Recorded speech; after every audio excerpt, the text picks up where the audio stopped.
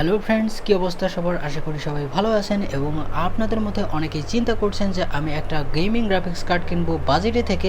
Even এখন যদি আমার কেনা নাও হয় কোনো সমস্যা নেই, কেননা বর্তমান সময়ে চলছে কার্ড ক্রাইসিস। তাই আপনি চাচ্ছিলেন যে এমন একটা গ্রাফিক্স কার্ড মার্কেটে আসুক যেটি আমরা বাজেটের মধ্যেই কিনতে পারবো নেক্সট টাইম, বর্তমান সময় না হলেও। বলতো এইরকম যদি আপনি চিন্তা ভাবনা করে থাকেন, আপনাদের জন্য নিয়ে এসেছে AMD সদ্য লঞ্চকৃত RX 6600 নন এক্সটি ভেরিয়েন্ট। ইয়েস, আর এটি আসছে 8GB GDDR6 14GBps মেমোরির সাথে।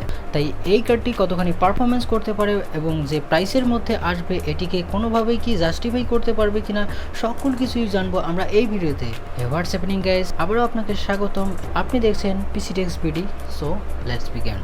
সো এই কার্ডটি কীরকম পারফরমেন্স করবে তার আগে কিছু কথা জেনে নিই। তো এটি একটা 1440p প্লাস 1080p আলটিমেট লেভেলের গেমিং গ্রাফিক্স কার্ড হতে চলেছে এবং এটি হতে পারে AMD 6000 সিরিজের একবারেই লো এন্ড বা এন্ট্রি লেভেলের কার্ড। তো যেহেতু এটা RDNA 2 বেস আর্কিটেকচারে আসে এবং আমি যদি স্পেসিফিকলি এই কার্ডটার স্পেক নিয়ে কথা বলি, বেশি কিছু বলবো না, কারণ এখানে আমরা এর বড় ভাই RX 6600 XTর স্লাইটলি কাট অফ একটা কার্ড, কেননা এখানে ডাই আমরা দেখতে পাই একটু ছোট হয়েছে তার বড় ভাইয়ের চেয়ে। আর এই কারণেই অনেক স্ট্রিম প্রসেসর এখানে মিসিং দেখা গেছে, কেননা 2048 থেকে নেমে এসেছে 1792-এ। তবে যেহেতু এখানে আমরা 7 থেকে 8% একটা স্পেক কার্ড দেখতে পাই, তো সেক্ষেত্রেও পারফরমেন্সও আমরা এখানে অ্যাজাম্পশন লাগিয়ে নিই যে 10 থেকে 12% দেখতে পারবো। তো এর আগে যে আমি টেক নিউজে আপনাদেরকে লিকগুলো দিয়েছি, এগুলো বলা যায় 100% না হলেও 99% অ্যাকুরেট। তাই লিক নিয়ে আপনাদের কোনো সন্দেহ থাকার প্রশ্ন নেই। তো আমি দেখেছি অনেক বড় বড় রিভিউয়ার থেকে অনেক বড় বড় ফরেনার টেক ইউটিউবার এটিকে ক্রিটিসাইজ করেছে অনেকভাবে, কেননা এটি যে প্রাইসিংয়ের সাথে আসে এবং পারফরমেন্স যেটি অফার করে এটি কোনোভাবেই জাস্টিফাই করে না তাদের অনুযায়ী। কিন্তু আমি বাংলাদেশের থেকে এই সব কিছু বলছি না এই কারণে, কেননা আমাদেরও কার্ডের অনেক শর্টেজ, আর এটি নিয়েও আমি পরে ডিসকাশন করছি। তো এই 132 ওয়াটের গ্রাফিক্স কার্ডটি কীরকম পারফরমেন্স করতে পারে সেটি এখন আমরা দেখব। বিশেষ কিছু গেমস নেই, অর্থাৎ অ্যাভারেজে 15 গেমস নেই, তো এইটিতে মোটামুটি ভালো পারফরমেন্স করেছে। আর প্রথমে আপনাদেরকে আবারও বলে নিই, এটি একটা ফুললি ক্যাপেবল 1440p কার্ড, তবে এটিতে আপনি ততটাও ভালো এক্সপিরিয়েন্স নাও পেতে পারেন। অপরদিকে যদি আপনি আলটিমেট সেটিংসে 1080pতে খেলেন, তো এটি আপনাকে ফ্লুইড গেমিং এক্সপিরিয়েন্স করিয়ে দিবে। আপনি AAA টাইটেল খেলুন, হেভি টাইটেল গেমস খেলুন অথবা স্পোর্ট টাইটেল খেলুন, কোনোতেই নিরাশ করবে না। তো বর্তমান সময়ে যেহেতু ডিসপ্লেগুলো অনেক স্মুথ হয়েছে, অর্থাৎ 144 হার্জ থেকে 165 হার্জ পর্যন্ত আমরা বিভিন্ন প্রকার ডিসপ্লে দেখতে পাচ্ছি। অর্থাৎ আর আমরা যদি একবার G-Sync ডিসপ্লের কথা চিন্তা করি, তো সেটি অনেক প্রাইসি হয়ে থাকে, এক্সপেন্সিভ হয়ে থাকে। তবে আমি যদি কথা বলি FreeSync ডিসপ্লের, সেগুলো অনেক কম প্রাইসের মধ্যে বা অ্যাফোর্ডেবল প্রাইসের মধ্যেই কিন্তু আমাদের কাছে অ্যাভেলেবেল। তাই আপনি যদি ফ্লুইড গেমিংকে মিস করতে না চান, তো এই গ্রাফিক্স কার্ডের সাথেও কোনোভাবে আপনাকে নিরাশ করবে না। তো আমি যদি তাদের ফেভারিট F1 2020 গেমসের কথা বলি, তো সেই গেমসে এটি পারফরমেন্স করে অ্যারাউন্ড 140 থেকে 150। তবে অপরদিকে যদি আমি এর আরেক কম্পিটিটরকে দেখি, অর্থাৎ RTX 3060, তো সেটিও সেম পারফরমেন্স করে, যদিও এই গেমটি বেশি ফেভার করে AMD-কে। তবে এর যে বড় ভাই আছে অর্থাৎ XT, সেটি পারফরমেন্স করে 170-এর কাছাকাছি। তাছাড়াও আপনাদের মনে আরও থাকতে পারে যে আমি হেভি টাইটেল গেমস খেলবো, হাই গ্রাফিক্স ডিমান্ডিং গেম খেলবো, তো সেক্ষেত্রে কোনো সমস্যা নেই। Cyberpunk 2077-এর মতো গেমস আপনাকে 50 FPS খেলে দেবে। আর আপনি যদি শ্যাডো অফ দ্য টম রেইডারের কথা বলেন, তো সেটিও আপনাকে ম্যাক্সিমাম সেটিংসে 60 FPS পেয়ে দিবে। আর যদি 1440pতে নামেন, তো সেক্ষেত্রে 50 নিচে একটু পারফরমেন্স করবে, ধরে নিন 50। তাছাড়াও যদি কথা বলি হরাইজেন জিরো ডান, তো সেখানে আপনাকে 65 থেকে 70 FPS পেয়ে দিবে যদি আপনি সেটিংস একটু চেঞ্জ করেন। তবে এর যে বড় ভাই আছে এটি 80-র কাছাকাছি FPS দিতে পারে। আর যদি আমি কথা বলি RTX 3060, তো সেক্ষেত্রে এটি পারফরমেন্স করে 100-এর কাছাকাছি। তো এটিতে অনেক মার্জিনেই বেশি থাকবে এনভিডিয়া। তো এখন যদি কিছু স্পোর্ট টাইটেলের দিকে দেখি, অর্থাৎ ভ্যালোরেন্ট, রেইনবো সিক্স সিজ অথবা CS:GOর মতো গেমস, আপনি নিশ্চিন্তে আপনাকে 250 থেকে 300 ফ্রেম পাইয়ে দিবে যদি আপনি সেটিংসটা একটু লোয়ে রাখেন। আর এখানে বেশি বাজিমাত করে দেয় RTX 3060।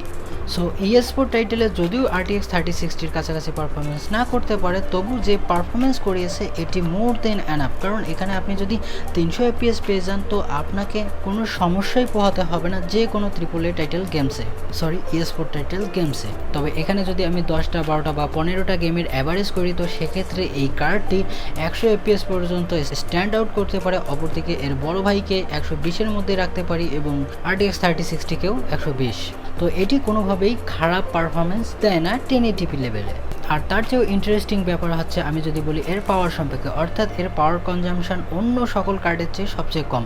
অর্থাৎ আপনি পিক 160 ওয়াটেই মোটামুটি ভালো মানের গেমিং করতে পারেন অথবা প্রোডাক্টিভিটি লোড করতে পারেন। আমি বোর্ড পাওয়ারের কথা বলছি। তো কথা হচ্ছে এত কিছু ভালো থাকা সত্ত্বেও কিন্তু অনেকেই ক্রিটিসাইজ কেন করছে? তো এর কিছু কারণ আছে। যদি আমি এর পারফরমেন্সের দিকে দেখি, বিশেষ করে যদি আমি লিডিং পারফরমেন্সের দিকে দেখি, ফার্স্ট জেনারেশনের RDNA-তে যা পারফরমেন্স করেছে RX 5600 XT, এটিও পারফরমেন্স করেছে এর কাছাকাছি। অনেক সময় এর চেয়ে ভালো পারফরমেন্স করে, আবার অনেক সময় কম করে।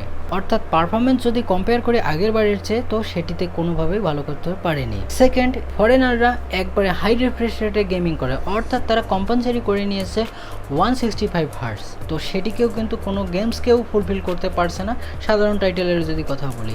আর থার্ড থিং হচ্ছে প্রাইস। এর প্রাইস রাখা হয়েছে $330। অর্থাৎ বাংলাদেশের যদি আমি এর প্রাইসিং কনভার্ট করি তো 28 থেকে 30,000 টাকার মধ্যে হয়ে যায়।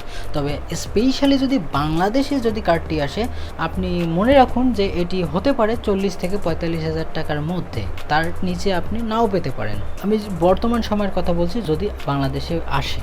তো এটি যদি আমি কনসিডার করি বর্তমান প্রাইসিংয়ের সাথে, তো সেটি কোনোভাবেই জাস্টিফাই করে না। তবে আর একটা দিক যদি আমি দেখি, অর্থাৎ GPU প্রাইসিস চলছে, যদি এই দামেও আমরা পেয়ে থাকি তো এটি আমাদের জন্য বিশাল কিছু। তবে এখানেও আমার কমপ্লেন্ট আছে, কারণ এটি যদি $280 থেকে সর্বোচ্চ $300 যেত, এটিকে কনসিডার করা যেত। কেননা GTX 1660 Ti বা 1660 সুপারের প্রাইস বর্তমানে হাই চলছে, আর এটি যদি 28 থেকে 30,000 টাকার মধ্যে বাংলাদেশে চলে আসে তো এটি একটা ভালো বাজেট বা মিড রেঞ্জ ক্যাটাগরির গেমিং গ্রাফিক্স কার্ড বলতে পারি বাংলাদেশ প্রেক্ষাপট অনুযায়ী। ওকে, সব কিছু বুঝলাম। তো সিপি এই ভিডিওটা করার মানে কি? বাংলাদেশে তো আসতেও না খুব তাড়াতাড়ি, তাছাড়াও যদি আসে প্রাইসিং বেশি হবে। তো এখানে আমি কেন বলছি, কেননা AMDর CEO থেকে শুরু করে জেনসেন হুয়াং, তার চেয়েও বড় বিষয় ইন্টেলের যে নতুন গ্রাফিক্স আসছে, অর্থাৎ রাজা কধুরি যিনি প্রধান এই গ্রাফিক্স ডিপার্টমেন্টের, তিনিও কিন্তু বলে দিয়েছেন ম্যাস প্রোডাকশনে আসবে, সব ফুলফিল যদি করা যায় যেটা যাদের ডিমান্ড। তো আবারও বলতে পারেন এটা খানিকটা গাছে কাঁঠাল গোফে তেলের মতো না? হ্যাঁ, এটা সেরকমটাই। কিন্তু আর একটা জিনিস আপনি খেয়াল করুন, যখন কাঁঠাল প্রথম আসে তখন কিন্তু অনেকেই চাহিদা করে, যখন কাঁঠাল অ্যাভেলেবেল হয়ে যায় কেউ কিন্তু নিতে চায় না। অর্থাৎ 10 টাকাতেও একটা ভালো বড় সাইজের কাঁঠাল বিক্রি হয়, সেরকম এখানেও হতে পারে। কেন বলছি এরকমটা? কেন আমি যদি পিছনের হিস্ট্রি দেখি, অর্থাৎ 18-19 সালের দিকে, তো সেক্ষেত্রে আপনি দেখবেন সবচেয়ে পপুলার যে গ্রাফিক্স কার্ডটি AMDর হয়েছিল একটি হচ্ছে RX 580 এবং 570।